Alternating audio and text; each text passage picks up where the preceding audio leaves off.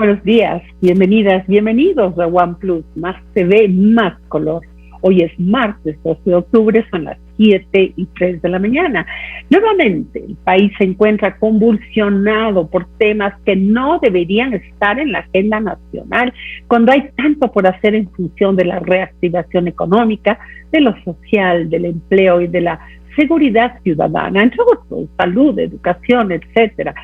Pero hoy no estamos enfocados, hoy más bien estamos enfocados, mejor dicho, y distraídos por las pequeñas pugnas de poder entre gobierno y partidos, movimientos, gremios, etcétera, comisiones parlamentarias que se disputan el manejo, en este caso, de una hoja de ruta para llevar al presidente de la República a un juicio político, y otros temas que desvían esta atención nacional, como decíamos, de los grandes problemas que día a día se acentúan en nuestro país. Hoy hablaremos con el analista político Osvaldo Moreno sobre estos temas. Nuestro espacio editorial lo ocupa el abogado Héctor Yepes. Él hablará de la reforma laboral. Piensa que la propuesta de ley creando oportunidades debe ser debatida, mejorada, claro que sí, mas no ignorada. Y también nos acompaña el economista Guillermo Herrera, presidente nacional de la IDE, de la Izquierda Democrática. Ya van 2 asambleístas de esa tienda política denunciados por irregularidades en la asamblea. ¿Qué está haciendo el partido al respecto? ¿Qué ha pasado ahí?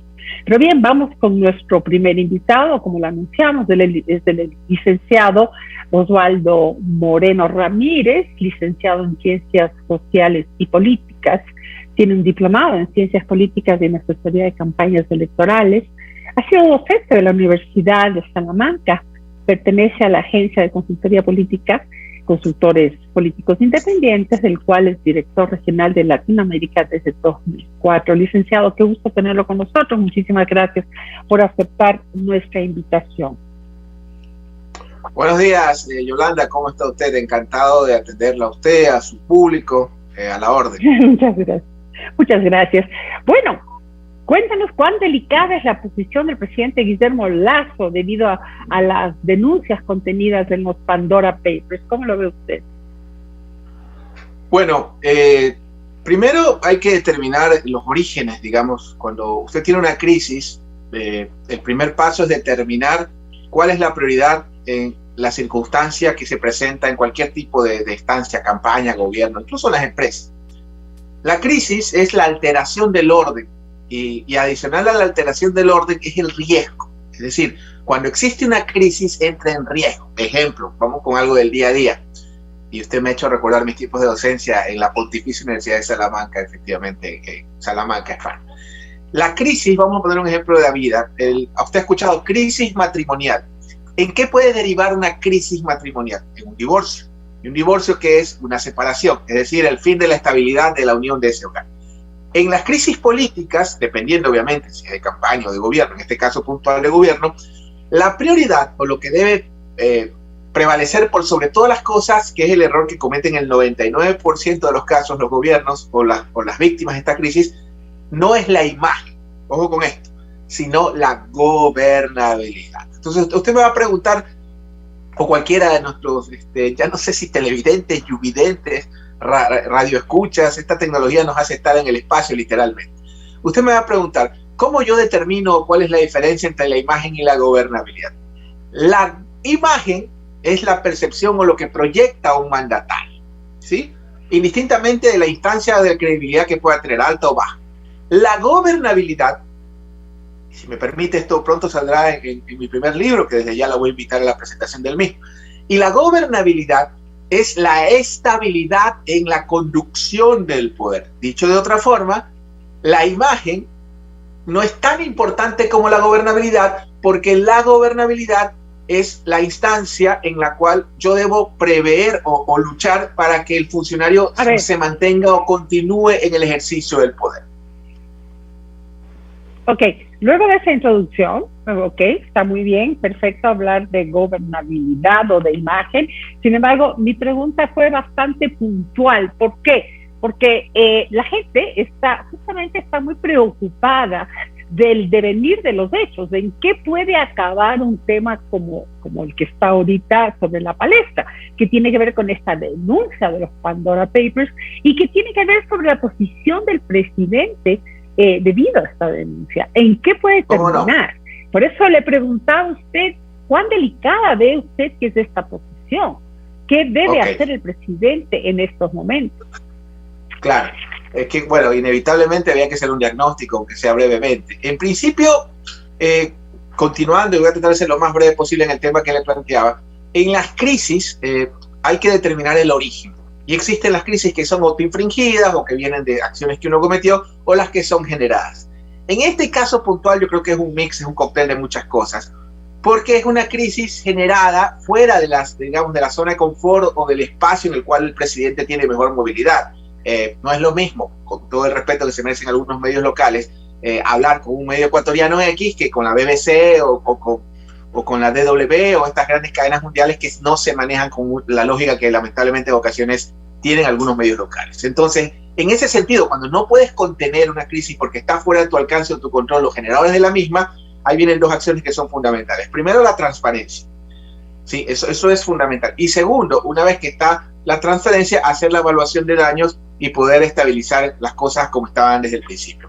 En el caso puntual del presidente Lasso, yo creo que hay dos instancias y le voy a decir lo mismo que le dije a algunos colegas suyos de otras cadenas, de algunas cadenas internacionales. Primero, si el tema está hasta ahí, es decir, si es que es verdad que el presidente tuvo estas cuentas en paraísos fiscales, que no nos engañemos, básicamente son para no pagar impuestos o para ocultar lo que uno tiene, ¿ya? Si es que el tema fue un hecho pasado, reconocido por él y que la cerró en X momento, yo creo que lo que hay es una crisis que definitivamente no tiene ningún sustento legal para poder afectar la estabilidad del gobierno, porque ya lo sabíamos, esto no es nuevo.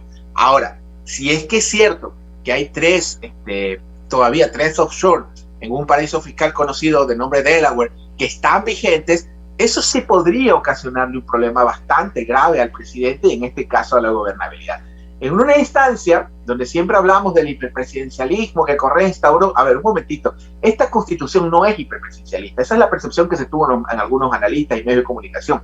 Esta es una constitución que es hiperpresidencialista si tú tienes el espacio, obviamente, en las otras instancias de poder. En cualquier constitución, si tú sacas mayoría absoluta en la asamblea, obviamente vas a tener un esquema hiperpresidencialista. Entonces, me parece que Lasso no tiene, digamos, ese músculo parlamentario que tenía Correa, o ese músculo político que tenía Moreno. Moreno, mal o bien, tenía a todos contra el fantasma del correísmo. En este caso, Lasso, aliados que eran fundamentales para su proyecto, el Partido Social Cristiano concretamente, ya no cuenta con el respaldo de esta fuerza política y tiene una escuálida fuerza parlamentaria con el respeto que se merecen, obviamente, grandes asambleístas en que yo considero el respeto, pero que no llegan, intentaron 12 y por el momento no llegan a una mayoría lo suficientemente potente como para poder sustentarlo en la Asamblea Nacional.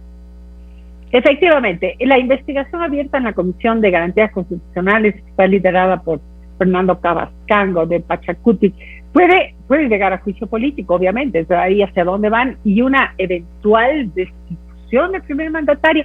Eso les lleva a preguntarle, con su conocimiento de comunicación, ¿verdad?, en el ámbito político, ¿cómo está el presidente neutralizando esa posibilidad desde el ámbito de la comunicación?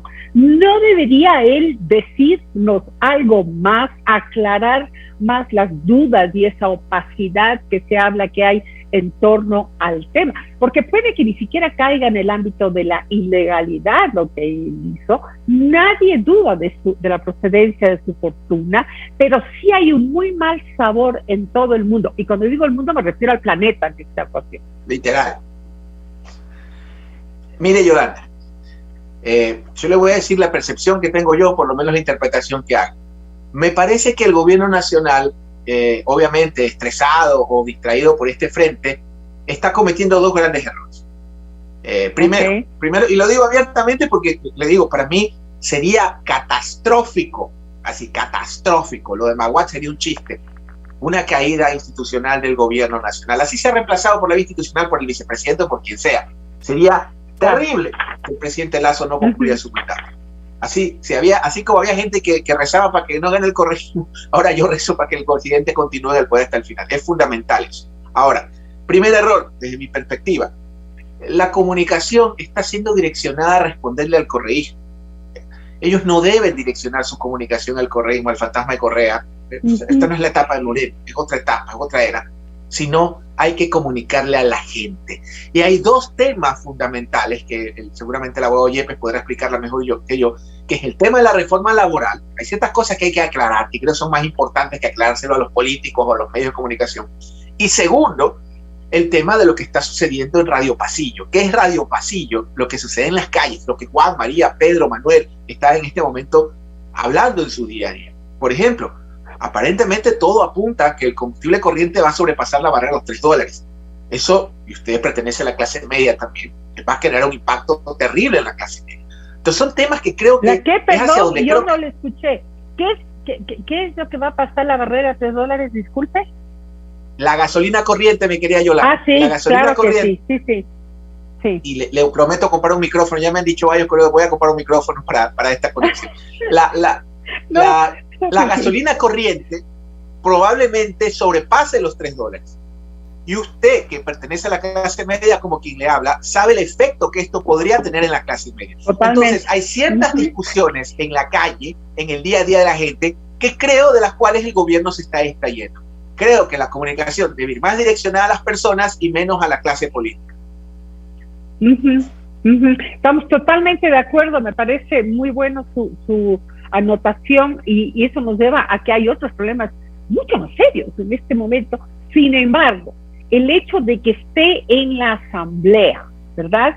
Que ahorita esté en la asamblea, que además hay toda una pugna interna sobre quién debe manejar. Bueno, ya sacó esta pugna la presidenta de la asamblea sobre quién debe manejar este juicio político. Eso quiere decir que vamos a entrar en los próximos 30 días probablemente en todo un circo que va a acaparar la atención de todo el mundo y donde ya vemos también que, como usted bien dice, se ha abierto la posibilidad para que el correísmo, a través de Andrés Arauz y el propio expresidente Correa, pues hagan de las suyas, o sea, realmente hagan mucho más grande el tema. Entonces, ¿a qué nos vemos abocados en este momento, licenciado? Mire, yo no creo que el tema sea ni grande ni pequeño. Lo que creo es que es importante.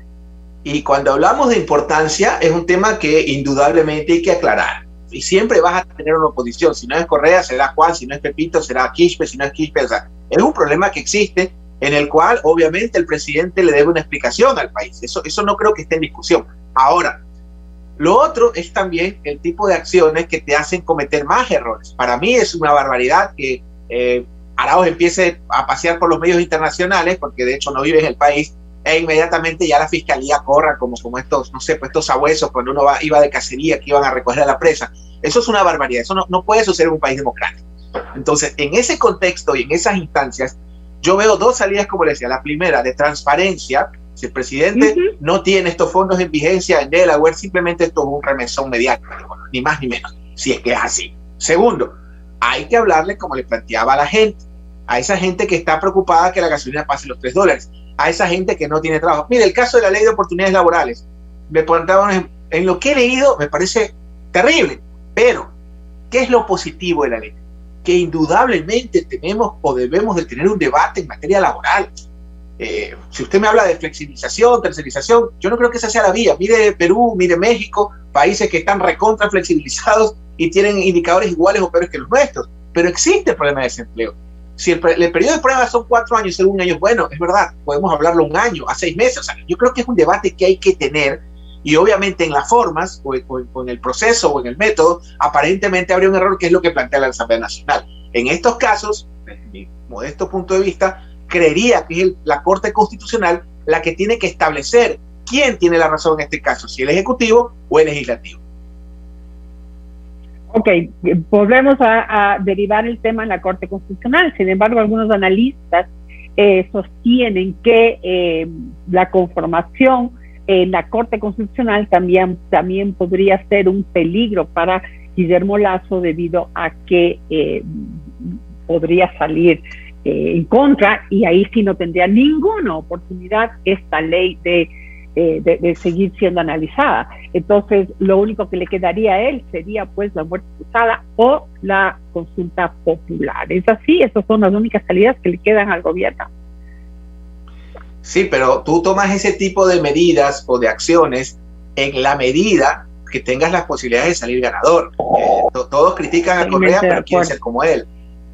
Todos critican a Correa, pero quieren ser como él. Entonces, si tienes la garantía de que te va a ir bien, lo podrías hacer. Ahora, hay un tema muy importante, si me permite. Uno de los argumentos medulares de los correístas, de los quienes defienden ese régimen, es la obra pública y la inversión pública que se realizó. Y uno de los argumentos de sus opositores es que era una ficción, que el precio del petróleo... Bueno, señor presidente Lasso, si me permite mandarle este mensaje al presidente con muchísimo respeto y a su entorno. En este momento, el Ecuador tiene un problema gravísimo en las casas de la gente y en sus mesas de liquidez. Nos va a tomar 30, 20, 40 años, hagan lo que hagan, esperar tener una inversión extranjera igual a ni siquiera la de Estados Unidos o a la de Dubái o de lo que siempre se sueñe, sino la de Colombia y Perú, que son nuestros vecinos. La única vía de inyectar liquidez a la economía en este momento tiene que ser el sector público, como lo está haciendo todo el planeta en la pandemia. El petróleo acaba de rebasar la barrera de los $80 y todo apunta a que quizás pase los 100. Entonces, por favor, copien esa ficción del precio alto del petróleo e inviertan en inversión pública. Empiecen a hacer obras porque la gente lo necesita. Una carretera, un paso de desnivel, una escuela. Este tipo de construcciones generan movilidad en albañiles, en personas que venden la comida, en gente que trabaja, en ferreterías. O sea, esto dinamiza la economía. Entonces, en este momento tan complicado que vive el país post pandemia, yo no veo otra vía.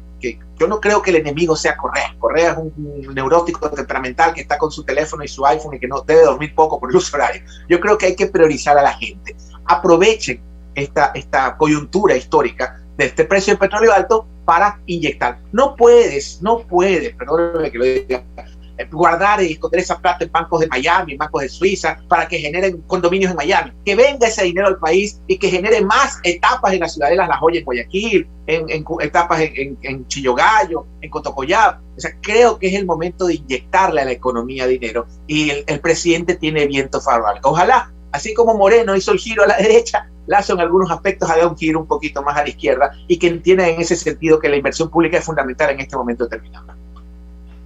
Perfecto, la inversión pública es importante, pero la reactivación económica que él ha puesto mucho del procedimiento para poder llegar a esta reactivación está en la ley creando oportunidades. Entonces, eso también, por más que se quiera inyectar, si es que no se abre la posibilidad a tener una flexibilidad laboral, por ejemplo, y las reformas tributarias, eso no le deja de alguna manera con una pata coja al gobierno tener el rechazo a priori, inclusive sin ningún tipo de discusión de esa ley.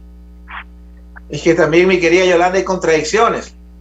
En alguna ocasión, Ignacio de Veintimilla derogó el estanco del coñac porque le gustaba. Usted sabe que los estancos eran los impuestos al trago en la época de Ignacio de Veintimilla, y su gran opositor Juan Montalvo lo criticó duramente porque había acabado con los estancos porque le gustaba el coñac.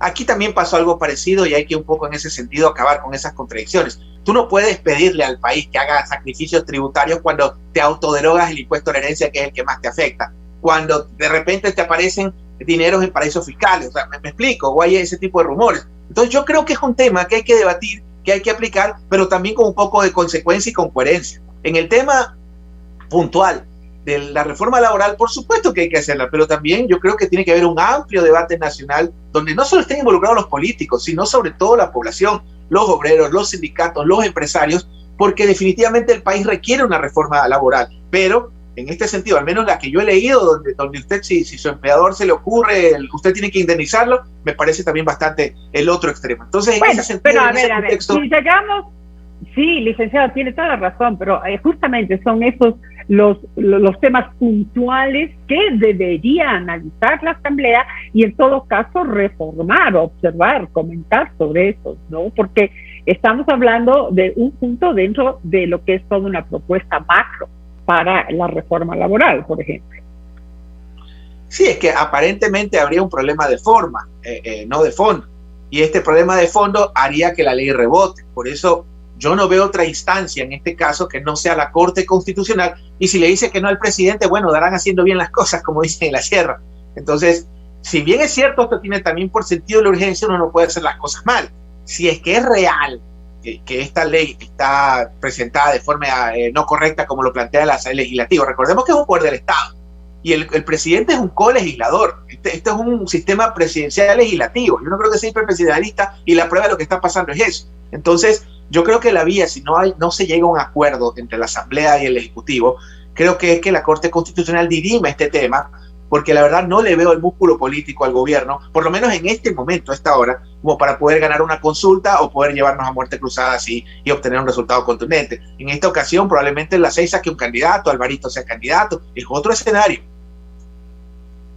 Ok, entonces el licenciado Moreno nos habla de la imagen, introdujo el tema con respecto a la imagen y la gobernabilidad como dos temas distintos y diferenciados. Hemos hablado de comunicación, algo que le falta muchísimo al gobierno, sobre todo la comunicación política, el hablarle a la ciudadanía directamente, no hablar solamente con los detractores, sino a la ciudadanía para fomentar sus tesis, ¿verdad? Estamos en eso y ahora aprovechar de un precio favorable del petróleo para hacer inversiones casa adentro. Muchísimas gracias, no sé si tenga algo más para concluir. Licenciado, muchas gracias por acompañarnos hoy.